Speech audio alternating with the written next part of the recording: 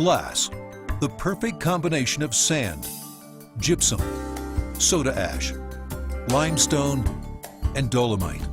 A product described as a rigid, uncrystallized liquid. A product known as glass.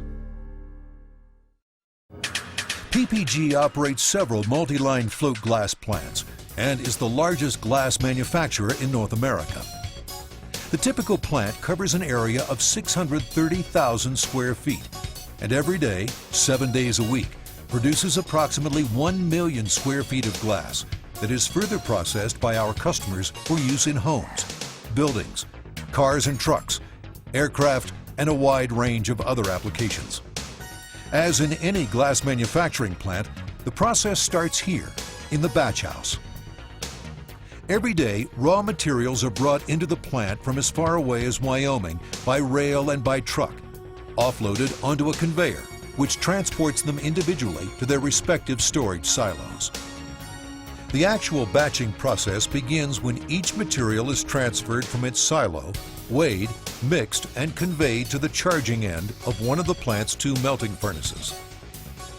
A glass melting furnace is a large brick structure, much like an old-fashioned baking oven, where batch material and cullet, crushed glass, are melted to form liquid glass.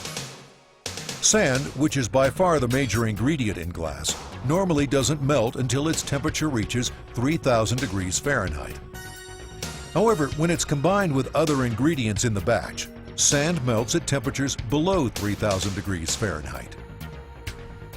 As the batch materials enter the furnace, preheated air is forced into the chamber by large fans. The preheated air combines with jet streams of natural gas to produce torch-like flames that spew out across the batch, causing it to melt in a matter of minutes. After the batch is completely melted, the fining process begins. This process allows the bubbles that form during the melting process to rise to the surface of the glass and escape into the furnace's atmosphere. Once the fining process is complete, the glass travels into the tank's forming chamber and through an opening called a canal and into the forming operation known as the bath.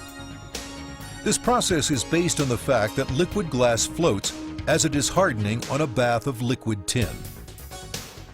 Toothed wheels called stretch machines are used to further alter the glass ribbon's thickness and width.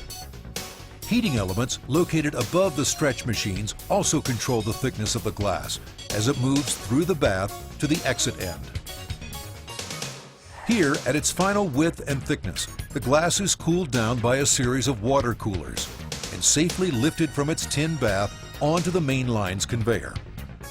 When the glass first comes out of the bath and moves into the leer, it's been cooled down to about 1,000 degrees Fahrenheit. The leer's job is to further cool down the glass at a controlled rate in order to ensure that proper stresses are put into the glass to make it cut well.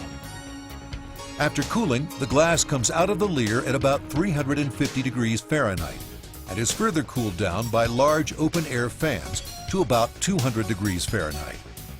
As the glass moves through this cooling down area, it is carefully inspected prior to the cutting operation.